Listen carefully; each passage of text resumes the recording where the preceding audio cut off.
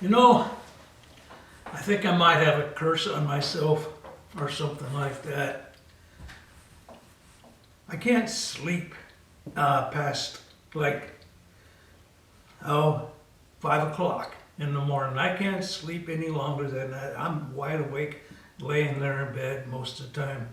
Doesn't matter what time I go to bed. I can go to bed at midnight and I'm still awake at 5. I can go to bed at, I don't know, 7 o'clock, yeah. And I'm still awake at 5 o'clock in the morning. Yeah, I don't know where that curse came from. It's not all bad, but, sometimes I might want to sleep in. But anyway, so that's what happened this morning as usual, and I laid there awake and I thought, I need to get myself up and taking pictures here a little bit more than I have been. And I thought, maybe I'll get up and I'm going to go outside. It looks like a nice morning. I'm going to go outside and take some long exposures, I think.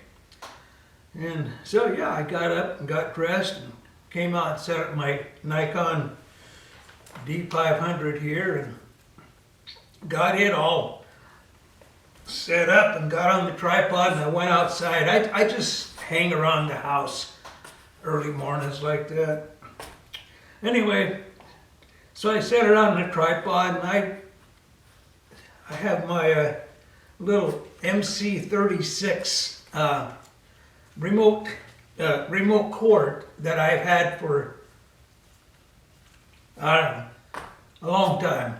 As you can see, it's got tape on the where the cord goes into the timer, because that's all pulling apart.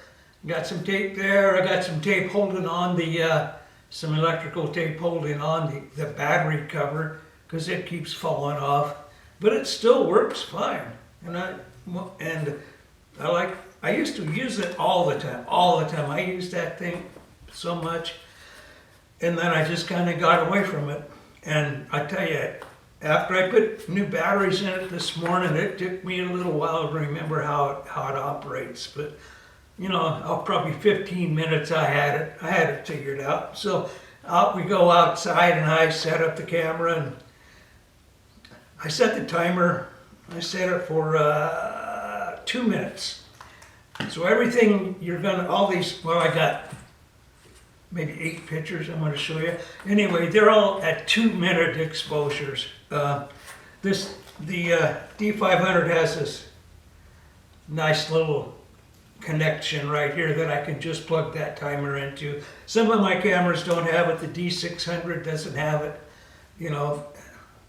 The more, I guess, top of the line, not real top of the line, but upper models, they usually have that at the Nikons. So I had that all set up and I made a couple shots just testing my exposure and making sure it was right. And it's it took me a couple shots to get close to what I wanted. And I just started shooting around the house, looking for stuff to take long exposures. I wanted to get a little bit of star trails in it. And that's why a 2-minute exposure, when I first went outside at a little after 5, I guess, there was quite a few stars in the sky, and so I was getting some star trails. It was fun, but it was dang cold. It was like, well, not real cold compared to what it's gonna get, but it was 30 degrees, and my hands were getting cold. Anyway, so yeah, I took a few pictures, and before I knew it, it was 7 o'clock in the morning, and I was really surprised about that. I guess when you're taking 2-minute exposures, time goes by pretty quickly because you're spending a lot of time just waiting for the camera to finish its job. So I took a few pictures and I used, this is a little manual focus Nikon, it's from the 70s, this lens is. It's a 28 millimeter f3.5. The reason I use that is because it's got a hard f-stop. Not f-stop, what's wrong with me? Infinity stop.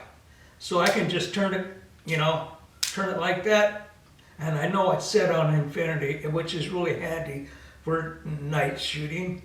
And it's got a little ring here where you set your aperture.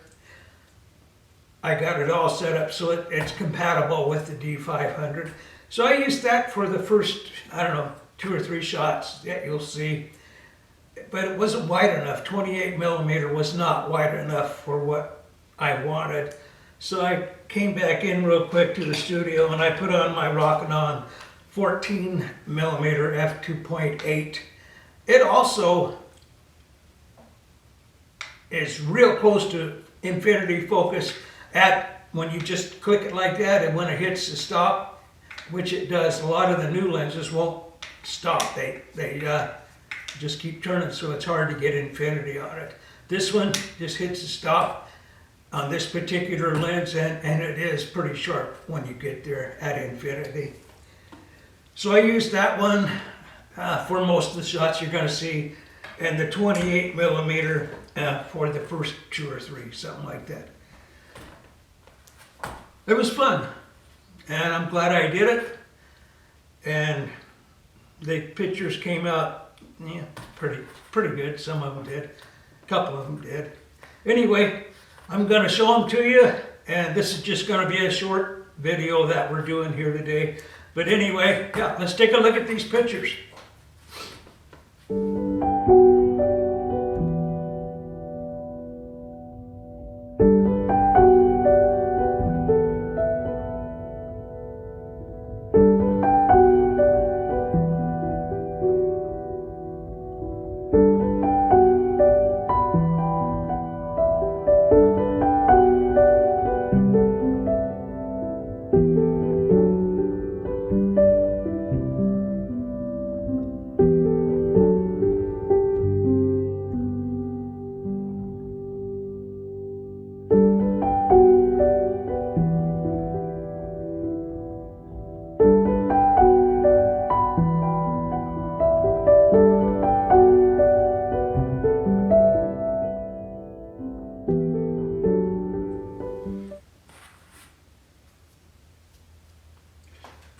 Well, I hope you enjoyed those.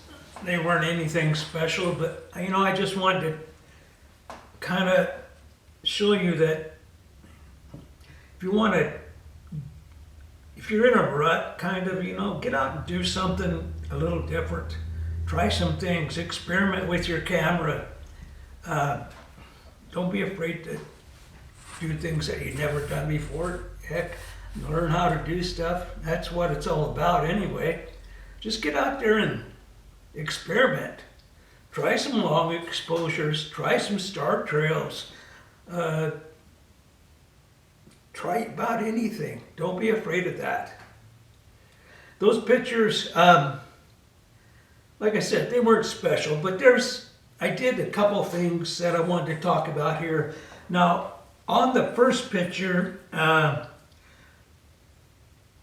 that you saw, it's a wide shot, kind of, and with a lot of sky and just very little foreground and lights in it. But that was I did HDR. I bracketed that picture, and then used a HDR feature in Photoshop to blend the 3 shots together. Normally, when you bracket, you change your exposure to get the different, to get different settings to bracket with. I didn't want to do that, so I changed ISO and not the shutter speed. I changed ISO and aperture, and I didn't know how it worked. I'd never done that before, but it came out pretty good. I had to do a little work with it in Photoshop, but not a lot. And I might try that again. I mean, a 2-minute exposure bracketed, I've never done that. There's a lot I didn't do there. So anyway, that was kind of fun. It came out okay. Also, on the fifth picture, which is tail lights of a car, I got two pictures with tail lights of cars going by my driveway. The first one is kind of a standard thing. It's kind of pretty with the tail lights here. But the second one, you'll notice that about 3/4 of the way through the picture, those taillights jump up real fast. I mean, straight up. What I did there was I had the camera on the tripod, and when the car reached that point in the road, I was watching it. And I had 2 minutes, I had quite a lot of time, so I just tilted the lens up with the tripod. I just tilted it up a little bit and left it there, and that's what happened. That made that vertical line, the red line, and that's pretty cool too. And also on the last picture was actually the first, no, it was the second picture I took this morning. But if you look real close, it's a pretty picture with the buildings and everything in the foreground, and then the mountains covered with snow. That's Pioneer Peak and Twin Peaks right there. Those mountains are, and there's stars in the sky, and there's also I don't know if you can see it very well. There's a trail of an airplane going through their little red light dots all the way through it. But something that I didn't see as I took a picture was the Aurora Borealis. I didn't see that when I took that picture, but it came out in the shot, and so there's just a little spot of it on the left side of the picture in the sky, a little green. You'll see that. That's the Aurora Borealis, and I was surprised at that. So yeah, those 3 pictures I wanted to talk a little bit about.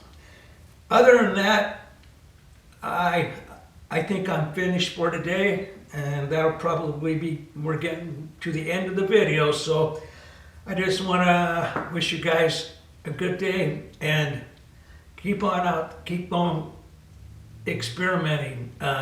You just got to experiment. If you're just beginning, especially, don't be afraid to take that camera into new places. You guys take care. I'll see you next time. Thank you.